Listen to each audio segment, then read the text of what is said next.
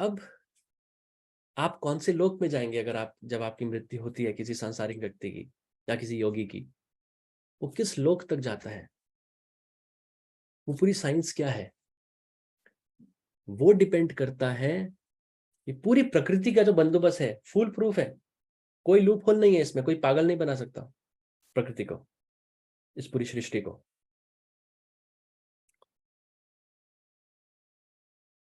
तो ये डिपेंड करता है जब आपके वो जो प्राण निकले शरीर से, वो किस द्वार से निकले। शरीर में 9 द्वार हैं, 2 आंख, 2 नाक, 2 कान,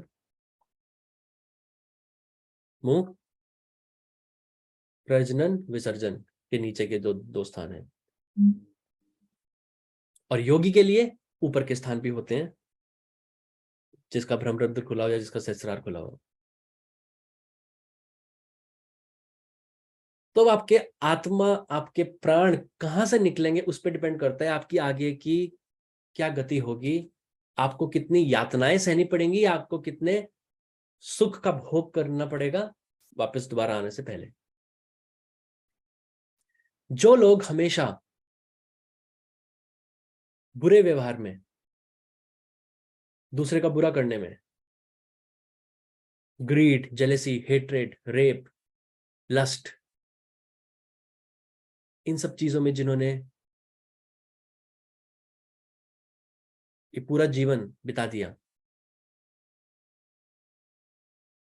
उनकी जब वो प्राण जब खींच रहे होते हैं शरीर से, तो वो कहाँ खींच रहे होते हैं, उनके नीचे के द्वार के पास वो प्राण पूरे खींच रहे होते हैं, उनके गुदा द्वार से प्राण निकलते हैं। इसलिए आपने बहुत लोगों को देखा होगा जब उनके प्राण निकलते हैं, जो ऐसे लोग होते हैं जिन्होंने अपना पूरा जीवन इस व्यभिचार में और ऐसे तामसिक तरीके के जीवन शैली में बिता दिया हो, उनकी नीचे से टॉयलेट निकल जाती है मृत्यु के टाइम, वो उनके प्राण वहां से निकले हैं। और उनके घर वाले उनका एक चबूतरा बनाते हैं, स्वर्गीय ये नहीं, वो स्वर्गीय नहीं है, वो स्वर्गलोक में नहीं गए, आपको पता भी नहीं है उनकी गति कितनी बुरी होने वाली है।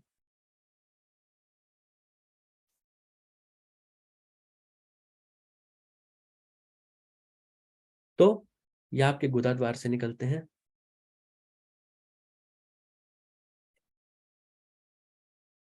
जिन लोगों ने, ध्यान से सुनिएगा, अब जिन लोगों ने साधना नहीं करी, अच्छे कर्म किए, और अगर साधना करी भी तो थोड़ी बहुत करी, या इतनी करी कि उनके कुछ चक्र खुले हुए थे, कंठ चक्र के नीचे कुछ चक्र खुले हुए थे,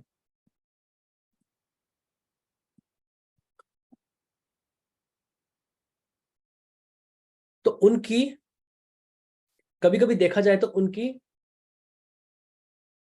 कुछ प्राण उनका कान से, आंखों से, मुंह से या नाक से निकलता है, मगर पूरा प्राण नहीं निकल पाता यहां से। क्यों पूरा प्राण क्यों नहीं निकल पाता यहां से? क्योंकि उनका कंठ चक्र नहीं खुला हुआ, उनका विशुद्धि चक्र नहीं खुला हुआ, तो पूरा प्राण उनका यहाँ पे एकत्रित नहीं हो पाता, नीचे से ऊपर एकत्रित नहीं हो पाता। मगर थोड़ा सा, क्योंकि उन्होंने अच्छे कर्म किए हैं, सतोगुण थोड़ा सा उनमें होता है, पुण्य कर्म होते हैं थोड़े से, तो पूरा प्राण नीचे से नहीं, क्योंकि पूरा प्राण नीचे से निकल जाएगा तो गति थोड़ी खराब होगी। मगर उन्होंने ऐसे कर्म नहीं किए कि गति उनकी इतनी खराब हो, तो उनका कुछ यहां से निकलता है और कुछ उनका नीचे से निकलता है, क्योंकि वो एक जगह पे एकत्रित नहीं हो पाता, ऊपर का यहां से, नीचे का वहां से। अब जिन लोगों का कंठ चक्र खुला होता है, उनकी गति बहुत ऊपर के लोगों में होती है, क्योंकि अब उनका कंठ चक्र खुला हुआ है। तो उनके पूरे या तो प्राणी कानों से, आंख से, मुंह से निकलेंगे, और अगर कोई योगी का आगे की अवस्था है, मतलब उसका भ्रमरंध्र खुला हुआ है, तो उसके भ्रमरंध्र से जब प्राण निकलते हैं तो अलग ही तरह की गति होती है। और जब सहस्त्रार अगर किसी का खुला हो, मतलब जिसका आखिरी जन्म है, अब वो महासमाधि में जा रहा है, वो तो फिर ऐसे रॉकेट की तरह आत्मा ऊपर निकलती है कि जैसे एस्केप वेलोसिटी, जिन्होंने फिजिक्स पढ़ी हो, एस्केप वेलोसिटी, ग्रेविटी पार कर जाती है, मतलब इस अप्रकृति को पार कर दिया, वापस नहीं आना उसको, कर्म उसके नीचे नहीं खींचेंगे उसको। पूरा साइंटिफिक है, एवरीथिंग इज साइंटिफिक। ये याद रखिए समझाने से पहले, मैक्सिमम आप जो लोग हैं, और सबसे पहले तो आप लोग अपने आप को, जो मुझे अभी सुन रहे हैं, जो इस चैनल से जुड़े हैं या आध्यात्मिक लोगों को सुनते हैं, सत्संग पसंद है जिन लोगों को, सब कुछ, आप लोग एक आम आत्मा नहीं है। आपने अपने पुराने जन्म में ऐसे पुण्य कर्म किए हुए हैं, किसने कम किसने ज्यादा, कि आपको ये सारी चीजें सुनने में मजा आता है। अब वंश जी हैं, यंग हैं, जवान हैं, इतने सारे और जवान लोग भी हैं। मैं ऐसे 50 या 100 जवान लोगों को ये सारी चीजें बताऊं जिनका भी यंग एज है, यूथ है, उनको नींद आ जाएगी ये सुनते हुए, क्या बोरियत है ये। वो उनको दूसरी चीजें पसंद आएंगी, उनको क्रिकेट पसंद आएगा, उनको मूवी पसंद आएगी। मगर ये रोज सुबह 4 बजे 5 बजे उठ के मुझे सुनते हैं। एक दिन अगर किसी को ड्रामा करना होता, एक दिन आ जाता, 2 दिन कोई ज्वाइन कर लेता, मगर कॉन्टिन्यूस ज्वाइन करते हैं कुछ लोग, यंग लोग। वो क्यों? वो आपकी आत्मा की अंदर से वो पुण्य अपने पुराने जन्मों में किए हुए हैं, जो आपको खींचा चला आता है इस तरफ। जो आपकी आत्मा की पुकार आपको बोलती है, नहीं ये चीज कुछ ऐसी है जो सही दिशा है। तो सबसे पहले आप लोग जो लोग सुन रहे हैं, अपने आप को अंडर एस्टिमेट नहीं करना। आपको, आप जो 99.9% जो लोग हैं, जो जनसंख्या है दुनिया में, आप उनसे ऊपर हैं। मतलब ऊपर नीचे ऐसा नहीं, अपने आप को बहुत सुपीरियर महसूस करना है, लेकिन आप सही दिशा में जा रहे हैं। सबसे पहले अपने आप को यह सांत्वना दीजिए।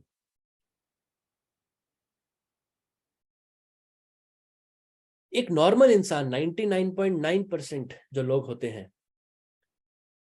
आप इस जन्म को छोड़ भी देंगे, मतलब जब आपकी मृत्यु होगी, अगले जन्म में भी आप मनुष्य रूप में ही पैदा होंगे। आपको यह डरने की जरूरत नहीं है आप किसी और योनि में पैदा हो जाएंगे, नहीं। वो, लेकिन वो भी होता है, लेकिन वो बहुत एडवर्स सर्कमस्टेंसेस में होता है। बहुत जिन्होंने ऐसे कर्म कर दिए कि अब उनका क्या बोलें, कि वो मानव शरीर में दोबारा आने लायक नहीं है। मतलब आप स्कूल में पढ़ते हैं, आप first class, second class, third class, fourth class, fifth class में पढ़े। अब फिफ्थ क्लास में आप फेल हो गए, तो फिफ्थ क्लास ही आपकी रिपीट होगी ना दोबारा। दूसरी बार फेल हो गए, फिर फिफ्थ क्लास ही रिपीट होगी। जब तक आप फिफ्थ क्लास में पास नहीं होते, वही क्लास रिपीट होती रहेगी।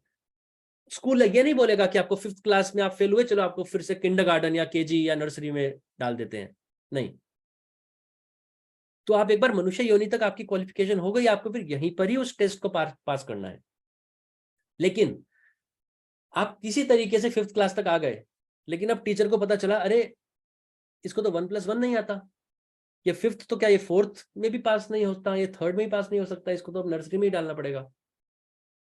वो पॉसिबल है, लेकिन वो बहुत एक्सट्रीम केसेस में होता है।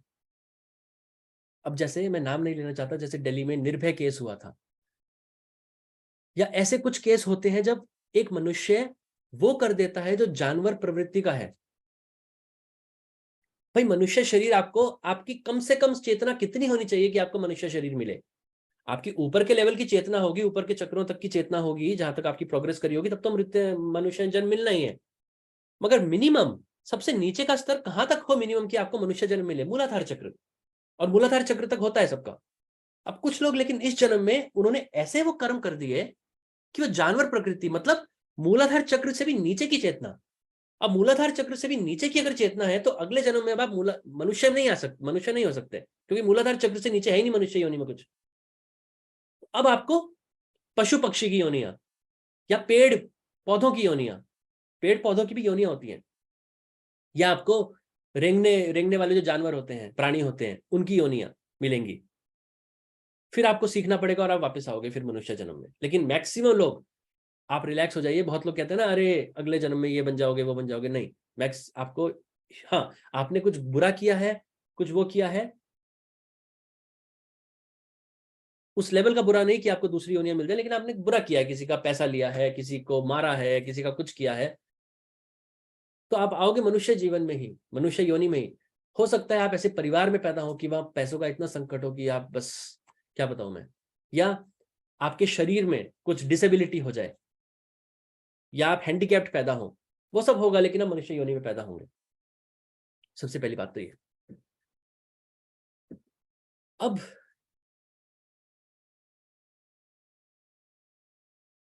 तो यहाँ पे, अब जो निर्भय कांड जैसे हुआ था, निर्भय का केस हुआ था, या जो भी ऐसे अत्यंत भयावह जो इंसिडेंट होते हैं, तो वो लोग जब मृत्यु को पाते हैं, वो स्वाभाविक है, वो नीचे के द्वार से ही उनके प्राण निकलेंगे। अब उनके कर्म इतने ज्यादा तमोगुणी हैं वो भूलोक के ऊपर नहीं, उनकी गति नीचे होती है, जिसको अधोगति कहते हैं। वो नीचे के लोकों में जाएंगे, जो मैंने भूलोक के नीचे के 7 लोक बताए। और ये प्रकृति का विधान है कि जो उन 7 लोकों में, नीचे के लोकों में जिनकी आत्मा जाती है, वो मनुष्य योनि में आ ही नहीं सकते, उनको फिर से वही दूसरी योनियों में जाना पड़ेगा पहले। लेकिन हमेशा याद रखिए, मोक्ष का द्वार उन लोगों का भी खुला हुआ है जो नीचे के लोगों में जाते हैं, जो पाताल तक भी जाता है, मोक्ष का द्वार उन लोगों के लिए भी खुला है। इसलिए कहता हूं, क्योंकि कुंडलिनी माता उनके आत्मा, उनके सूक्ष्म शरीर, कारण शरीर में भी है। इसलिए कहता हूं, कुंडलिनी वास्तव में हमारी माँ है, मदर, डिवाइन मदर, जो माँ हमेशा कभी साथ नहीं छोड़ेगी आपका। एक पाताल में भी जो प्राणी गया है, उसके लिए भी मोक्ष का द्वार खुला हुआ है आगे के जन्मों में। तो ये तो हुई एक बात। अब जो एक नॉर्मल इंसान है, एक सांसारिक स्वाभाविक व्यक्ति, जिसने थोड़े से अच्छे कर्म किए हो, थोड़े से बुरे कर्म किए हो, मिक्सचर किया हो, जो नॉर्मल 90% लोग करते हैं, अब उनका जब शरीर से प्राण निकले, चाहे वो नीचे के गुदाद्वार से ही कई लोगों के निकले, अगर उन्होंने नशे के पदार्थ का इस्तेमाल किया है या बुरा किया है किसी लोगों के साथ, इतना बुरा नहीं कि वो नीचे के लोगों में चले जाए, लेकिन गुदाद्वार से प्राण निकलते हैं, लेकिन वो ऊपर गति होती है उनकी। आप किसी भी योगी से पूछेंगे, किसी भी जानने वाले ज्ञानी से पूछेंगे कि मृत्यु के बाद सबसे ज्यादा दुख का कारण क्या बनता है आत्मा के लिए, वो बोलेंगे इच्छाएं, अनफुलफिल्ड डिजायर्स। मृत्यु के समय आपके प्राण खींचे चले जा रहे हैं, आपको दिखना भी बंद हो गया है, आपको दिख रहा है कि आपका घर, आपके रिश्ते नाते सब जा रहे हैं, तब भी दिमाग में क्या होता है, अरे हाय वो मेरा पैसा, अरे हाय मेरा बच्चा, अरे तेरी, कौन तुम्हारा ख्याल रखेगा, कौन ये करेगा, ये वो। तो वो अनफुलफिल्ड डिजायर्स आपके दिमाग में, इच्छाएं आपके दिमाग में, उस विचार के साथ जो आत्मा निकलती है शरीर के साथ, उसकी एकदम गति नहीं होती ऊपर के लोकों में। भूवर लोक, स्वर्ग लोक, मेहर लोक, जन लोक, तप लोक, ब्रह्मा लोक, जो मैंने बताया, उसकी गति एकदम नहीं होती। वो सबसे पहले आत्मा उन इच्छाओं की वजह से एक कवरिंग में फंस जाती है, शरीर से तो निकल गई, मगर वो एक कवरिंग में फंस जाती है। भूलोक के ऊपर क्या बताया मैंने, अर्थ प्लेन जो है, इस भूलोक के ऊपर क्या बताया, फिजिकल प्लेन के ऊपर भूवर लोक। तो जो, और ये सब फ्रीक्वेंसी है, फ्रीक्वेंसी बैंड, जैसे रेडियो में फ्रीक्वेंसी होती है 80 हर्ट्ज, 85 हर्ट्ज, 90 हर्ट्ज, ऐसे ऐसे आप मान लो बीच में। तो भूलोक और भूवर लोक के बीच में जो, बीच का जो डिवीजन है, बीच का जो लेयर है, वहां पे ये आत्माएं अटक जाती हैं, एक कवरिंग इनके ऊपर होती है इच्छाओं की, जिसको वासना दे बोलते हैं। अब ये वहां पे तब तक रहती है जब तक उन इच्छाओं की पूर्ति नहीं हो जाती। कुछ दिन भी रह सकती हैं, कुछ साल भी रह सकती हैं, और सालों साल भी रह सकती हैं। और बहुत सारी आत्माएं 100-100 साल, 1000-1000 साल भी रहती हैं वहां पे, हमारे हमारे यहाँ के समय के हिसाब से। वहां का समय दूसरा होता है हमारे यहाँ के समय के हिसाब से।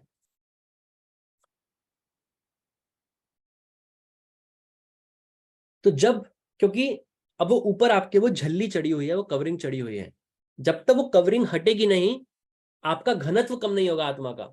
इसलिए आप ऊपर के लोगों में नहीं जा सकते, भूवर लोक में भी नहीं जा सकते, जो जस्ट ऊपर का लोक है, आप वहीं बीच में फंसे रहेंगे। और इन इन आत्माओं को हम लोग कहते हैं प्रेत, प्रेत आत्माएं। वो प्रेत आत्माएं क्या है, वो ऊपर को, वो वासना देह में फंसे हुए हैं, वो झल्ली में फंसे हुए हैं, कवरिंग में फंसे हुए हैं। कभी उनको प्यास लगती है तो वो पीने की किसी के जरिए कोशिश करते हैं, कभी उनको कुछ तो किसी के जरिए कोशिश करते हैं। उसमें से कुछ शैतान टाइप की प्रेत आत्माएं भी होती हैं। इसलिए मैं कहता हूँ रात 11 बजे से सुबह 3:30 बजे के बीच में, अगर आपका विशुद्धि चक्र के ऊपर की आपकी अवस्था नहीं है, आपको ध्यान नहीं करना, मत करिए। ज्यादा जिद, हर चीज में जिद अच्छी नहीं होती। और करना भी है तो मृत्युंजय मंत्र के जाप के बाद। अब जब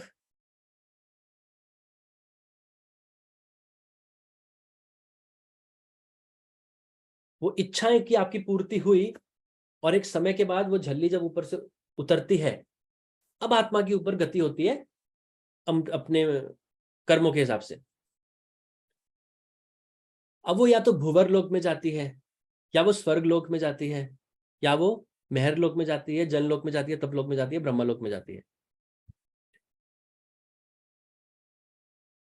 अब किस लोक में कौन जाता है और कौन सा लोक कैसे होता है, क्या होता है? अब भूवर लोक है, भूवर लोक के आप 3 पार्टीशन मान लीजिए, भूवर लोक के आप 3 पार्टीशन मान लीजिए, सब पार्टीशंस।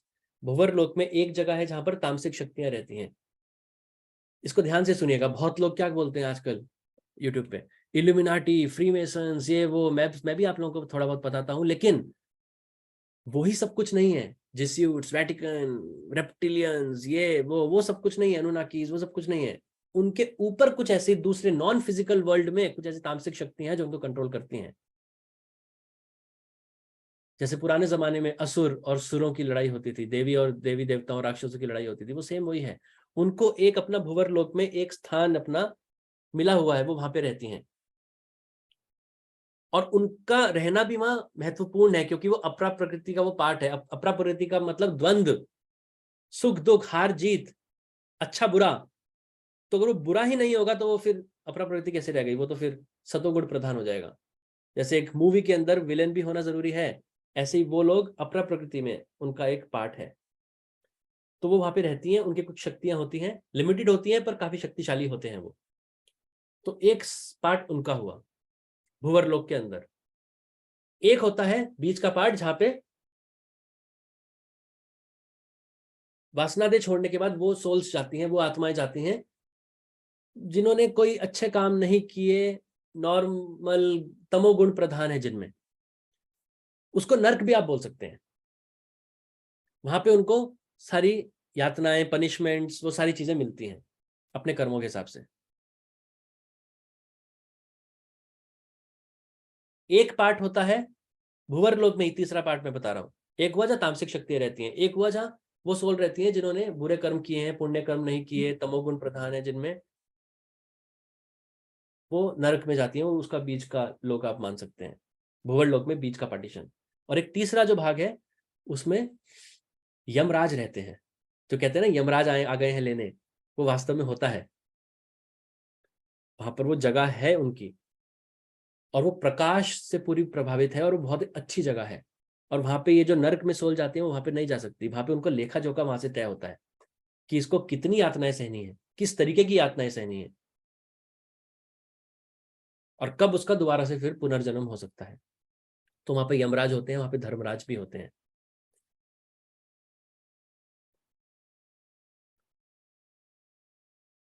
और कभी कभी हर आत्मा को ये हक भी नहीं होता, लेकिन कुछ आत्माएं जिन्होंने थोड़े से पुण्य कर्म किए हैं जो वहां पे फंसी हुई हैं, अगर उनको लगता है कि नहीं इस कर्म की मुझे इतनी ज्यादा यातना नहीं मिलनी चाहिए, वो वहां पे जाके अपनी बात लेके भी जा सकते हैं यमराज के सामने कि देखो ये सही नहीं है इसका, फिर उनका पूरा वो लेखा जोखा होता है। और हम लोगों के दिमाग में यमराज का एक कितना नेगेटिव इंप्रेशन है, अरे यमराज लेने आ गए, जैसे राक्षस हो कोई। यम नियम आसन प्राणायाम प्रत्याहार धारणा ध्यान समाधि, अष्टांग योग में सबसे ऊपर यम है जो सबसे इंपॉर्टेंट है, जिसमें ब्रह्मचर्य सबसे इंपॉर्टेंट है। तो यम के अंदर क्या आता है? यम के अंदर सत्य, अहिंसा, अस्तेय, ब्रह्मचर्य, अपरिग्रह। मतलब यम के ऊपर जिसने कंट्रोल किया हुआ है, यम के ऊपर जिसने राज किया हुआ है, वो यमराज है। पूजनीय है वो, भगवान से कम नहीं है वो। यमराज है, यम के ऊपर पूरा उनका राज है, तभी तो वो जज कर रहे हैं, तभी तो वो दंड देते हैं, तभी तो वो लेखा जोखा पूरा डिसाइड करते हैं जज की तरह।